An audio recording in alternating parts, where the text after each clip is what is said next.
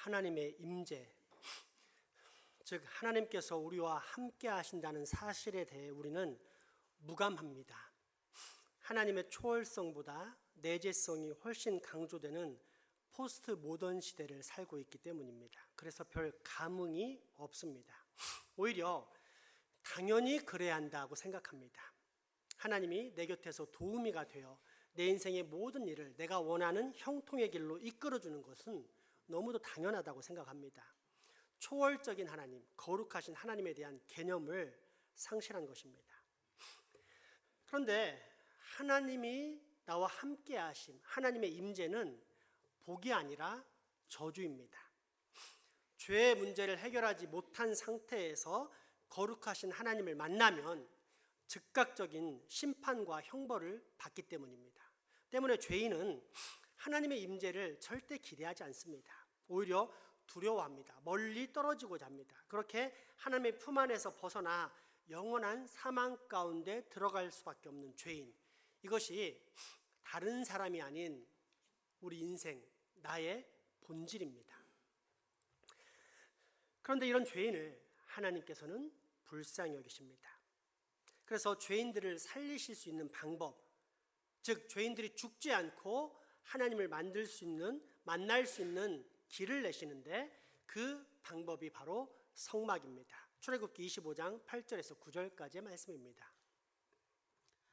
내가 그들 중에 거할 성소를 그들이 나를 위하여 짓되 물은 내가 내게 보이는 모양대로 장막을 짓고 기구들도 그 모양을 따라 지을지니라.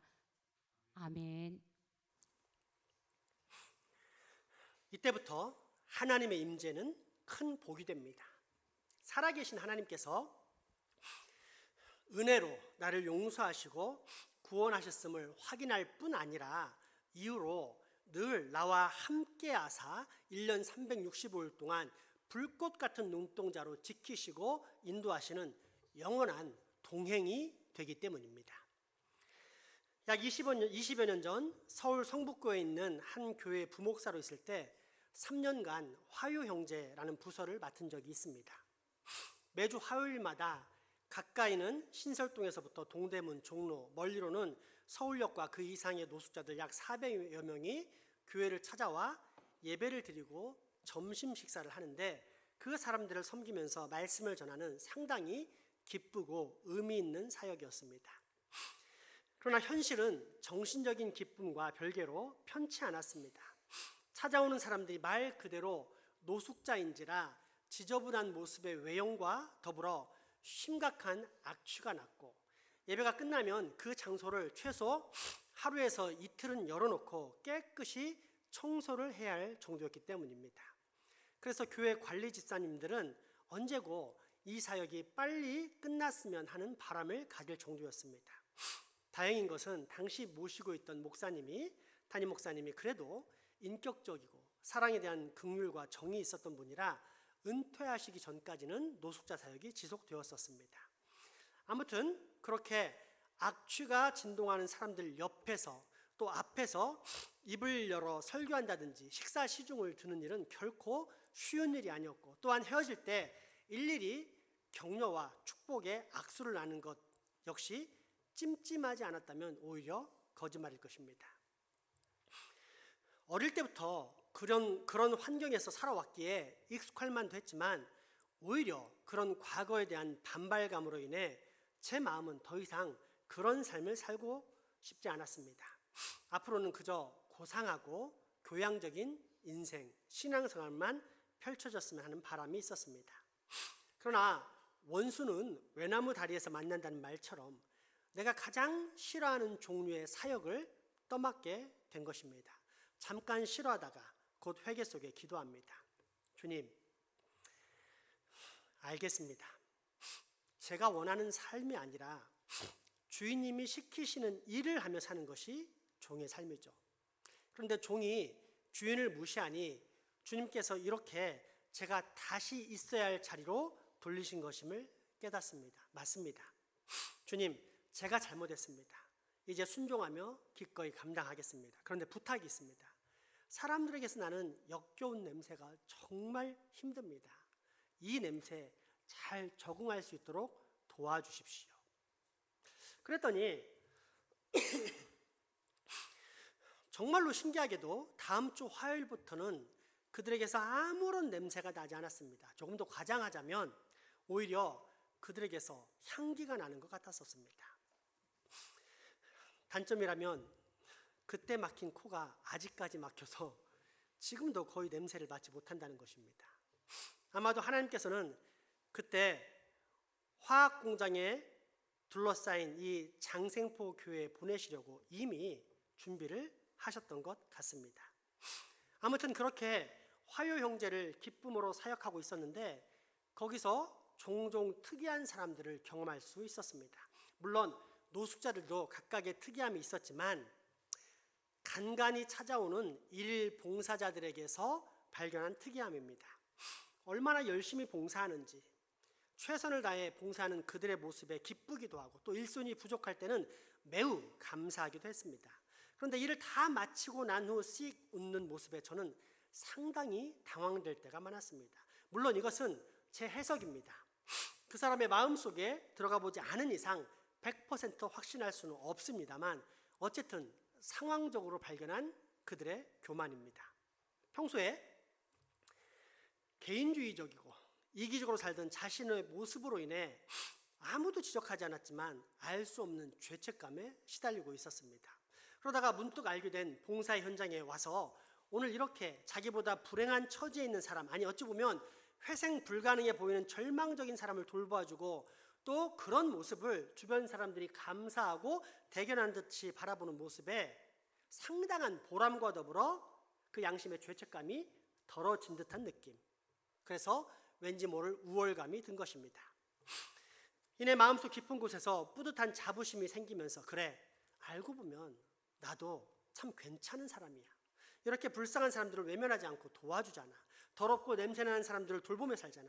절망에 빠진 사람들에게 구원의 손길을 베풀며 살잖아 라는 생각으로 자기 위로에 빠지는 미소였던 것입니다.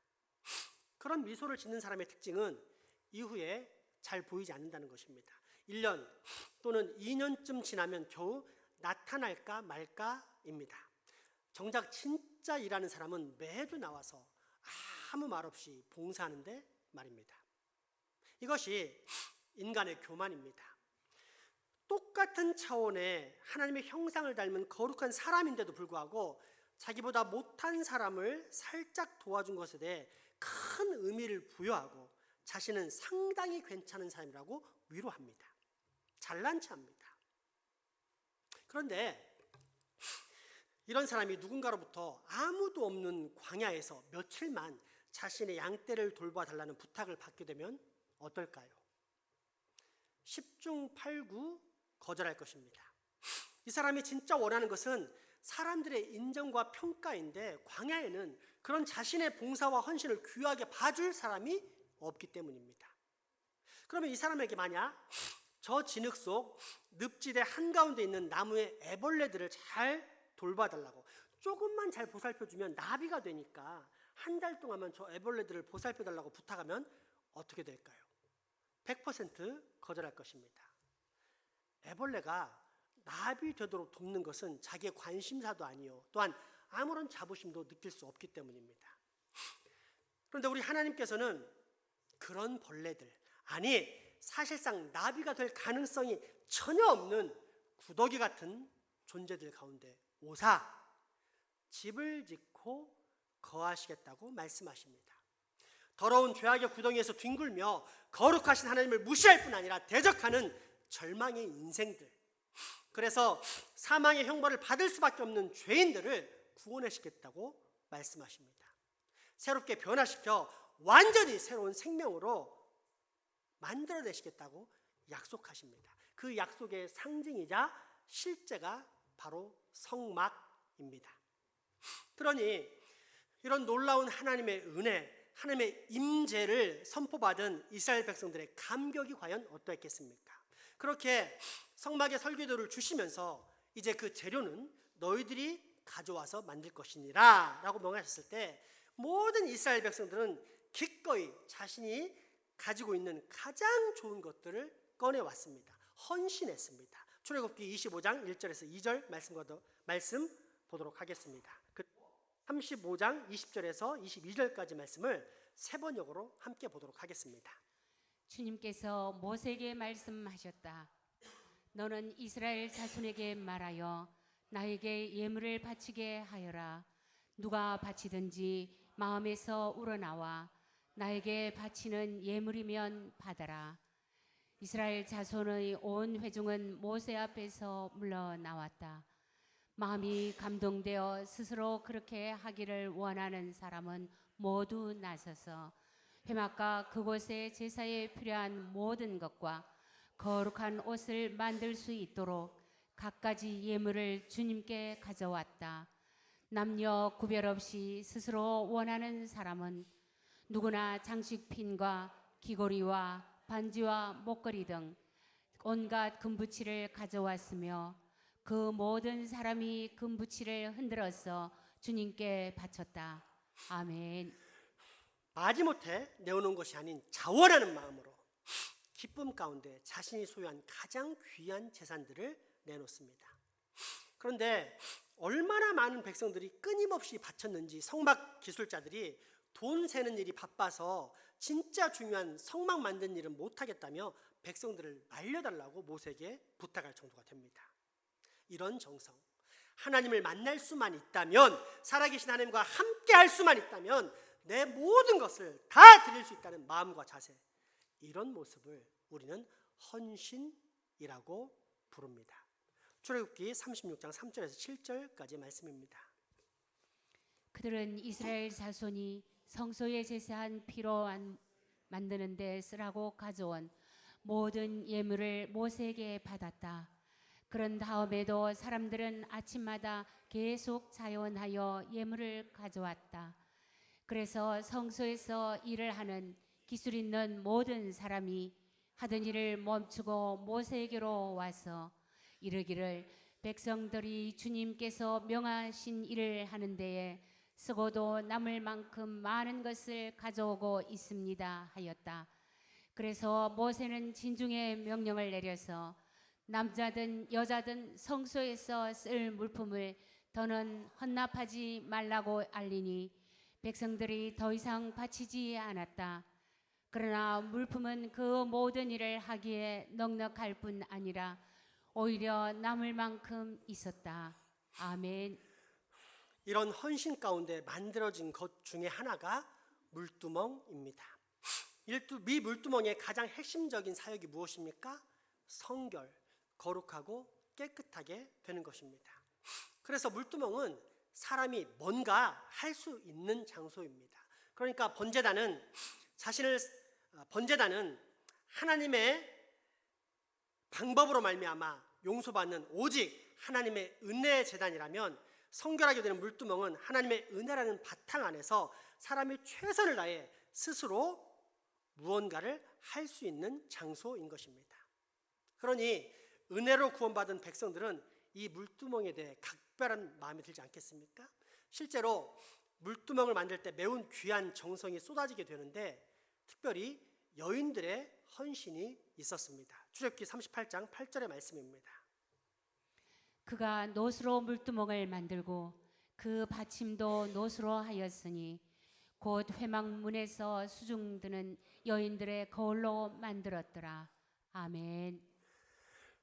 우리는 거울 하면 상식적으로 유리로 된 거울, 정확히는 평면 유리 한 면에 수은을 발라 만든 유리 거울을 생각합니다. 하지만 이런 거울은 13세기 이후, 그러니까 약 700년 전부터 사용했습니다. 그 이전에는 놋에다가 기름칠을 한 후 사용하는 놋거울을 사용했습니다. 당연히 이런 놋거울은 희미할 수밖에 없습니다. 2000년 전에 살았던 바울 사도가 고린도전서 13장 2절을 통해 우리가 이제는 거울로 보는 것 같이 희미하나라고 기록한 말을 현대인인 우리가 이해하기 어려운 이유가 바로 이것입니다. 그런데 성막을 만든 때는 이로부터 훨씬 과거인 지금으로부터 3500년 전인 모세의 때입니다. 우리가 흔히 역사 교과서에서 들었던 청동기 시대입니다. 가장 최신식 거울이 놋밖에 없는 시대요. 그래서 놋은 매우 값비싸고 귀한 물건이었습니다. 그런데 이 귀하디 귀한 물건을 여인들이 기꺼이 바칩니다. 애굽에서 나올 때 가지고 나온 여인의 필수품이자 귀중품인 놋거울을 아낌없이 바칩니다. 여성들에게 가장 그리고 평생 중요한 요소가 무엇입니까? 아름다움입니다. 다 늙었어도 미에 대한 욕구와 감각은 늙지를 않습니다. 그래서 남자들은 한 달에 한 번 보기도 힘든 거울을 여자들은 하루에 또 수십 번씩 바라봅니다. 거기에는 어떤 사람이 있습니까? 늘 똑같은 사람, 그러나 살짝 변화된 사람이 있습니다. 어제보다 하루, 그리고 방금 전보다 조금 더 늙은 동일한 여인 말입니다. 이렇게 늘 같은 상황이 반복됨에도 불구하고 여인들은 날마다 거울을 바라봅니다. 왜요? 아름다움에 대한 욕구 때문입니다. 어찌 보면 여성에게는 거울보다도 더 중요한 물건은 없지 않을까 하는 생각이 들 정도입니다. 그런데 이 귀한 물건을 물두멍에 재료로 바칩니다. 자신의 아름다움을 희생합니다. 자신의 모든 것을 다 바칩니다. 헌신합니다. 왜요? 하나님의 임재로 나아가는 것, 하나님을 만나는 것이 훨씬 더 소중하기 때문입니다. 하나님께 나아가기 위해 자기를 성결하게 만드는 것이 그 어떤 아름다움보다도 더 중요하기 때문입니다. 그래서 자신의 모든 것을 그처럼 기꺼이 헌신하는 것입니다. 그러므로 여러분, 하나님의 임재 가운데 살기 원하십니까? 그렇다면 헌신하십시오. 시간으로, 물질로, 예배로, 교육으로, 교제로, 봉사로, 전도로 헌신하십시오. 하나님은 게으르게 사는 사람을 절대 만나주지 않으십니다. 한 번 구원은 영원한 구원이라면 이제 아무 걱정 없다면서 희생과 봉사 없이 자기 유익과 만족, 즐거움만을 따라 사는 제 멋대로 사는 가짜 신앙인은 절대 만나주지 않으십니다. 외면하십니다. 왜입니까? 실제로 하나님 나라의 백성 중에는 헌신 없이 살아가는 사람은 아무도 없기 때문입니다. 그렇게 진짜 신앙을 가진 사람, 참된 회심의 사람은 반드시 헌신합니다. 가정에서, 교회에서, 사회에서 하나님의 영광을 위해, 하나님의 나라의 확장을 위해 발버둥 칩니다. 죽을 수밖에 없는 죄인인 나를 하나님께서 아무런 값없이 십자가 보혈로 살리셨다는 사실을 분명히 깨닫고 살기 때문입니다. 그래서 하나님의 은혜에 보답하고자 늘 자신을 성결하게 만듭니다. 그 놀랍고 귀한 하나님의 덕을, 복음을 온 천하 만방에 퍼뜨리고자 자신의 몸을 날마다 하나님께 바칩니다. 자신을 기꺼이 성결의 재료로 바쳐 하나님의 영광을 드러냅니다. 이것이 바로 헌신의 물두멍입니다. 또한 물두멍의 신앙은 결국 말씀을 붙잡는 신앙입니다. 물두멍을 만든 재료는 놋이라고 했습니다. 놋은 보통 십자가를 상징합니다. 그러니까 놋으로 만든 물두멍은 십자가에서 흘리신 예수님의 물과 피가 우리의 모든 죄를 다 씻고 해결할 수 있음을 뜻합니다. 이때 십자가 위에서 달리신 예수 그리스도는 어떤 분인지 다시 한번 살펴보기 원합니다. 우선 예수님은 우리가 보고 있는 모든 성경의 주인공입니다. 요한복음 5장 39절 말씀은 그 사실을 다음과 같이 가르쳐 줍니다. 너희가 성경에서 영생을 얻는 줄 생각하고 성경을 연구하거니와 이 성경이 곧 내게 대하여 증언하는 것이니라. 아멘. 그러니까 우리가 성경을 보면서 예수 그리스도를 발견하지 못하면 성경을 잘못 읽고 있다는 뜻입니다. 아브라함을 보면서 죽음의 상황까지도 기꺼이 감수했던 오직 순종의 예수 그리스도를 발견하지 못하면 안 됩니다. 이삭을 보면서 독자까지 바치신 하나님의 사랑, 그 사랑을 실천하기 위해 스스로 친히 제물이 되신 예수 그리스도를 발견하지 못하면 안 됩니다. 또한 예수 그리스도를, 요셉을 보면서 예수 그리스도를 발견해야 합니다. 비록 버림받고 낮아졌지만 결국 다시 영광 중에 올라 형제들을 용서하고 그들의 온 가족을 사망으로부터 구원한 이야기는 예수 그리스도의 예표이기 때문입니다.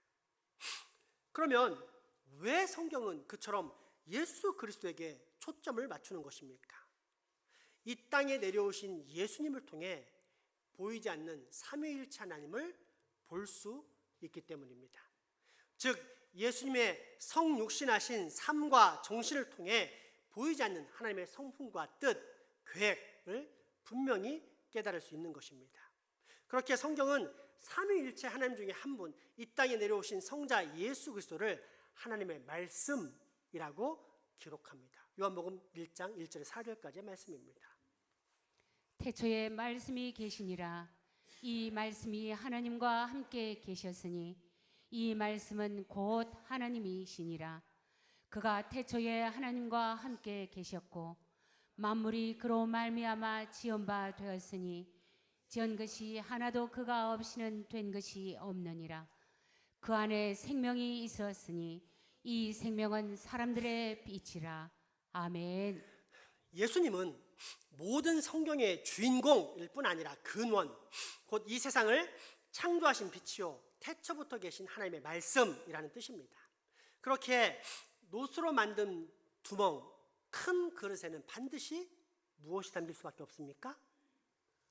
물이 담길 수밖에 없습니다. 물은 하나님의 말씀, 생명을 상징하기 때문입니다. 오늘 본문 출애굽기 30장 17절에서 21절까지의 말씀입니다. 여호와께서 모세에게 말씀하여 이르시되 너는 물두멍을 노스로 만들고 그 받침도 노스로 만들어 씻게 하되 그것을 회막과 제단 사이에 두고 그 속에 물을 담그라. 아론과 그의 아들들이 그 두멍으로 수족을 씻되 그들이 회막에 들어갈 때 물로 씻어 죽기를 면할 것이요 제단에 가까이 가서 그 직분을 행하여 여호와 앞에 화제를 살을 때에도 그리할지니라.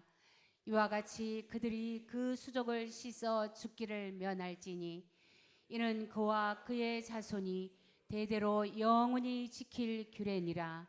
아멘.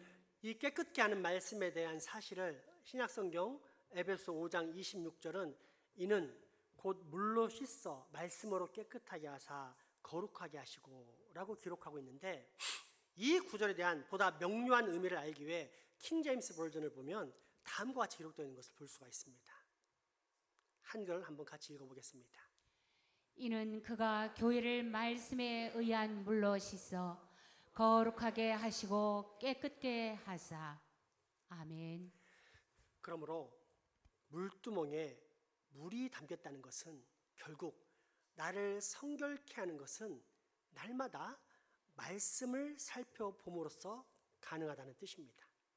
이를 다윗의 표현으로 바꾸면 주야로 말씀을 묵상할 때 내가 점점 거룩하게 되는 것입니다. 물두멍의 실제 모습을 한번 그려보겠습니다. 제사장이 제사를 마치고 성소, 거룩한 장소인 하나님의 전에 들어가기 전에 물두멍에 섭니다. 당시 거울로 사용되는 놋을 사용해 움푹하게 들어간 큰 그릇을 만들었고 그 안에 물을 가득 채웠습니다. 그러면 이 물두멍 속에 비치는 사람은 누구입니까? 제사장, 왕 같은 제사장인 바로 나입니다.